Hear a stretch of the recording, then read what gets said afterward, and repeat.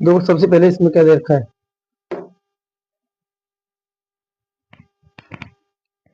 सबसे पहले इसमें दे रखा है अंक गणित की आधारभूत प्रमेय। क्या दे रखा है इसमें? सबसे पहले अंक गणित की आधारभूत प्रमेय। अंक गणित की आधारभूत प्रमेय ये हमें दे रखी है। ठीक है, इसमें देखो ये क्या होती है, ये प्रमेय कहती है, ये अंक गणित की आधारभूत जो प्रमेय है, यानी फंडामेंटल थ्योरी ऑफ, क्या कहते हैं ये, क्या, हाँ, फंडामेंटल थ्योरम ऑफ अर्थमेटिक। ठीक है, जो अंक गणित की आधारभूत प्रमेय है वो क्या कहती है, वो ये कहती है कि कोई भी भाज्य संख्या, भाज्य जानते हैं, भाज्य संख्या में होती है भाज्य और एक होती है अभाज्य। तो भाज्य संख्या होती है जो मतलब अपने के अलावा और किसी संख्या से भी कट जाती हैं, अपने के अलावा किसी और संख्या से भी कट जाती हैं, एक के और अपने स्वयं के अलावा भी किसी अन्य संख्या से जो विभाजित हो जाती है वे संख्या भाज्य संख्या कहलाती है। जैसे हम कहें 4 है तो देखो 4 एक से भी कट जाएगी, 2 से भी कट जाएगी, 4 से भी कट जाएगी। तो एक और स्वयं के अलावा किसी और से भी कट रही है तो वो संख्या कैसी होगी? भाज्य संख्या होगी। कैसी होगी? भाज्य संख्या। ठीक है, और ऐसे अगर हम कहें कि जो संख्या सिर्फ एक से और स्वयं से कटती है वो होती है अभाज्य संख्या। तो देखो 2 केवल एक से कटेगी और 2 से कटेगी, यानी स्वयं से और एक से ही कटने वाली है, बाकी किसी और से नहीं कटेगी। तो ऐसी संख्या जो होती है वो क्या कहलाती है? भाज्य संख्याएं, सॉरी अभाज्य संख्याएं, मतलब जो बिल्कुल नहीं करती हैं। ठीक है, तो जो आधारभूत प्रमेय कहती है वो ये कहती है कि कोई भी भाज्य संख्या को किसी भी भाज्य संख्या, ठीक है ना, भाज्य संख्या भी बताया था मैंने, जो अपने और एक के अलावा किसी और से भी कट जाती है, भाज्य संख्या को उसके अभाज्य गुणनखंडों के रूप में, अभाज्य गुणनखंडों के रूप में लिखा जा सकता है, रूप में लिखा जा सकता है। ठीक है, ये कहती है हमारी आधारभूत की प्रमेय।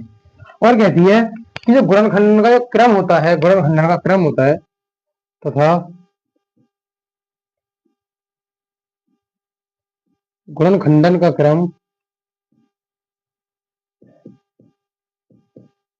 क्या होता है? अद्वितीय होता है,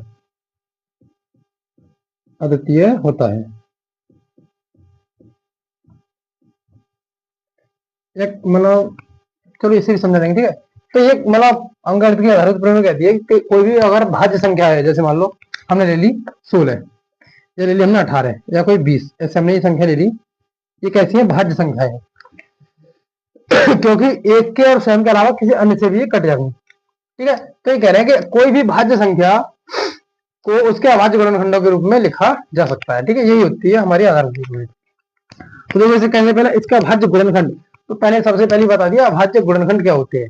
तो हम अभाज्य गुणनखंड को यहाँ इस हमारे चैप्टर में सीखने वाले हैं। तो जैसे हमने ले लिया 16, अभाज्य मतलब मैंने बताया था जो किसी से नहीं कटी, सबसे छोटी संख्या, मतलब ऐसी संख्या जो किसी और से ना कटी, सबसे छोटी नहीं, ऐसी संख्या जो एक के और स्वयं के अलावा किसी और से ना काटने वाली है। ठीक है, तो देखो जैसे 2 है, मैंने बताया था 2 अभाज्य संख्या है, तो 2 से काटोगे 2 अट्ठी 16, फिर 2 से काटोगे 2 चौक 8, फिर 2 से काटोगे 2 दूनी 4, फिर 2 से 2 एकम 2। तो ये हो गए इसके अभाज्य गुणनखंड। अभाज्य मतलब अब अगर हम सोचे 2 है तो 2 क्या है? 2 को और कुछ काट सकते हैं थोड़ा बहुत, और मतलब 2 को काट सकते हैं क्या? नहीं काट सकते। मतलब तो इस 16 के अभाज्य गुणनखंड अगर हम देखें तो 16 के अभाज्य गुणनखंड क्या हो जाएंगे? 2 गुणा 2 गुणा 2 गुणा 2। ठीक है, ऐसे होते हैं अभाज्य गुणनखंड। ठीक है ना, तो वही हम बताने वाले हैं आपको कि जो कोई भी भाज्य संख्या होती है वो अपने अभाज्य गुणनखंडों के रूप में भी लिखी जा सकती है। तो हम 16 को ऐसे भी लिख सकते हैं और इसका मान भी 16 ही होगा। देखो 2 दूनी 4, 4 दूनी 8 और 8 दूनी 16, तो इसको भी ऐसे लिखा जा सकता है। ठीक है, अगली आती है 18। देखो 18 को तो अभाज्य गुणन लिखना मतलब वही, फिर मतलब ऐसी संख्या जो किसी और से ना घटे, तो 2 से 2 में 18, फिर 9 तो 2 से घटेगा ना, 3 दिया 9, 3 एक 3। ठीक है, उम्मीद करता हूँ ये तो सभी को आते होंगे काटने, ऐसे कैसे काटना होता है। ठीक है, तो इसके अभाज्य गुणनखंड क्या हो गए, 2 गुणा 3 गुणा 3। ऐसे ही फिर आते हैं 20। 20 के देखो 20 को कैसे लिखा, देखो 20 दे रखा है, फिर मान लो 20, तो इसे काटो 2 से, 2 ढाई 20, 10 बार कटेगा, फिर 2 पंजे 10, फिर 5 से कटेगा, 5 एकम 5। तो इसके अभाज्य गुणनखंड क्या जाएंगे, 2 गुणा 2 गुणा 5। ठीक है ना, तो ये होते हैं मतलब भाज्य संख्या को उसके अभाज्य गुणनखंडों के रूप में लिखा जाना ही जो आधारभूत प्रमेय का नियम होता है। ठीक है, यही होता है आधारभूत प्रमेय होती है बस।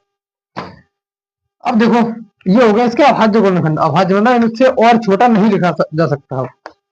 अब देखो अगर जो अभाज्य गुणनखंड एक जैसे हो तो उनको घात के रूप में भी लिख सकते हैं हम। जैसे मान लो 2 है तो 2, ये एक जैसे है सभी, 2 गुणा 2 गुणा 2 गुणा 2, तो 4 बार है तो 2 की घात 4, ऐसे भी लिख सकते हैं हम 16 को। ऐसे ही इसमें देखो 2 गुणा 3, अब इसमें 3 है तो 3 की घात 2, ऐसे इसमें देखो 2 की घात 2 गुणा 5, तो इसको ऐसे भी हम लिख सकते हैं। ठीक है, यहाँ पर ये भी लिख देते हैं चलो कि मतलब अभाज्य गुणनखंड में यदि गुणनखंड समान हो तो उनको घात के रूप में भी लिख सकते हैं।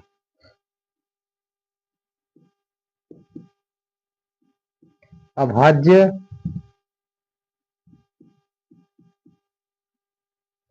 गुणनखंड गुणनखंडों में यदि कुछ समान गुणनखंड आए हैं, समान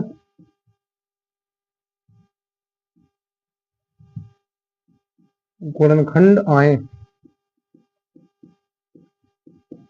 तो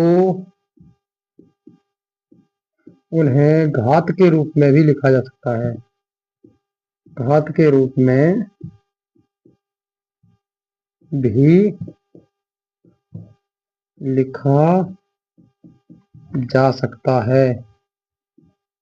ठीक है ना, ऐसे लिखा जा सकता है। ठीक है, तो ये तो हो गई हमारी बेसिक कुछ मतलब इसके बारे में बेसिक जानकारी, आधारभूत प्रमेय क्या होती है। ठीक है, अब देखो गुणनखंड ऐसे तो आता ही होगा, लेकिन गुणनखंड फिर भी हम आपको सिखाएंगे क्योंकि हम एकदम बेसिक से जाएंगे, शुरुआत करेंगे। इसका जो क्लास 10 की शुरुआत जो है एकदम जीरो से शुरुआत करने वाले हैं। बिल्कुल जैसे मान लो हम जानते हैं, हम ऐसे शुरुआत करेंगे कि कोई बच्चा बिल्कुल कुछ भी नहीं जानता है अभी 10th के बारे में। ठीक है, तो बिल्कुल इसकी शुरुआत जीरो से करने वाले हैं। तो ये तो हो गया आधारभूत प्रमेय। अब पढ़ने वाले हैं हम गुणनखंड क्या होता है।